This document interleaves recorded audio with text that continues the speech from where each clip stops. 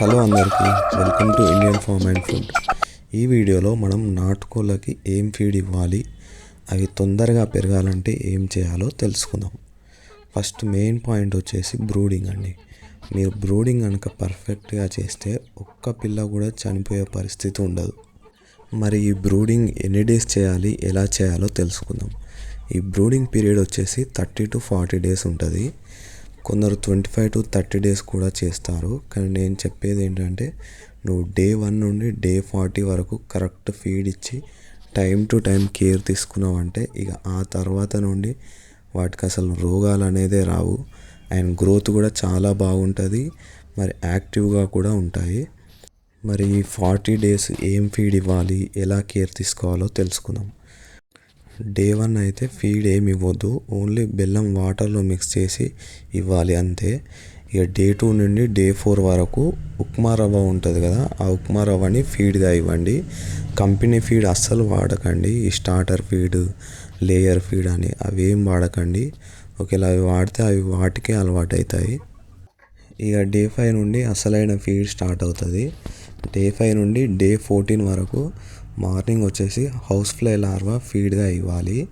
ఇది ఇవ్వడం వల్ల వాటికి మంచి అమినో యాసిడ్స్, ప్రోటీన్ లభిస్తుంది. మరి హౌస్ ఫ్లై లార్వా ఎలా తయారు చేసుకోవాలి, ఎక్కడ తెచ్చుకోవాలి అంటే మన ఛానల్లో వీడియో ఉంటుంది, అది ఎలా తయారు చేయాలో ఒకసారి చూడండి. ఆఫ్టర్నూన్ వచ్చేసి వాటికి సజ్జలు కానీ, మక్కలు కానీ, గోధుమలు కానీ ఇవి చిన్న చిన్నగా మిక్సీ పట్టించి ఫీడ్గా ఇవ్వాలి.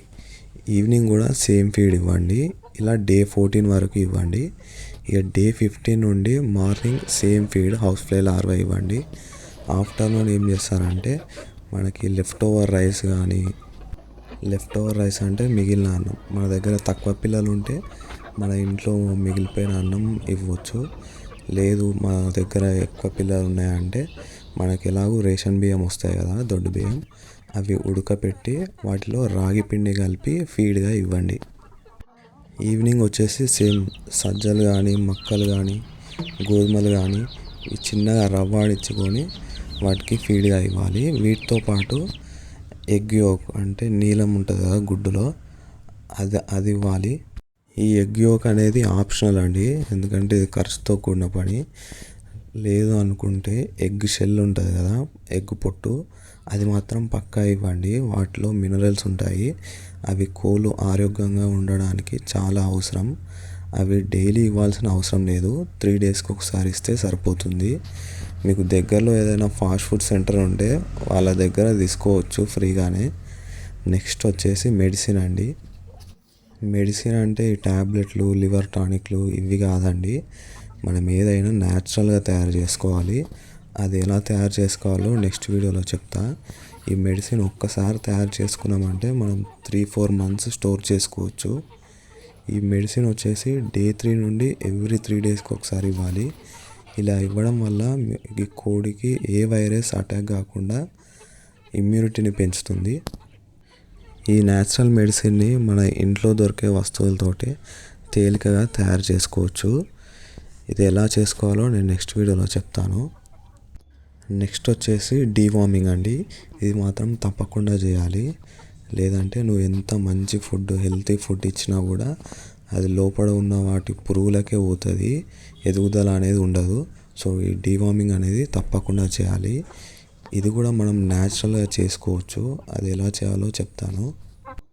ఈ డీవార్మింగ్ మీద కూడా ఒక సపరేట్ వీడియో చేస్తాను, ఎందుకంటే ఇవి 4-5 రకాలుగా చేసుకోవచ్చు.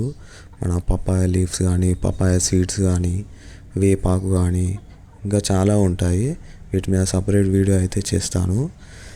ఇక వన్స్ ఈ బ్రూడింగ్ కరెక్ట్గా చేసామంటే ఇక నెక్స్ట్ డే నుండి వాటికి డిసీజ్ అనేదే రాదు, 90% రాదు. ఇక 10% మీ షెడ్ క్లీనింగ్ కానివ్వండి, ఫీడర్స్, డింకర్స్ ఇవి రెగ్యులర్గా క్లీన్ చేసుకుంటే ఇక 100% డిసీజ్ అనేది అటాక్ అయ్యే ఛాన్సే ఉండదు, నాది గ్యారంటీ. మరిన్ని ఇన్ఫర్మేటివ్ వీడియోస్ కోసం ఛానల్ని అయితే సబ్స్క్రైబ్ చేసుకోండి.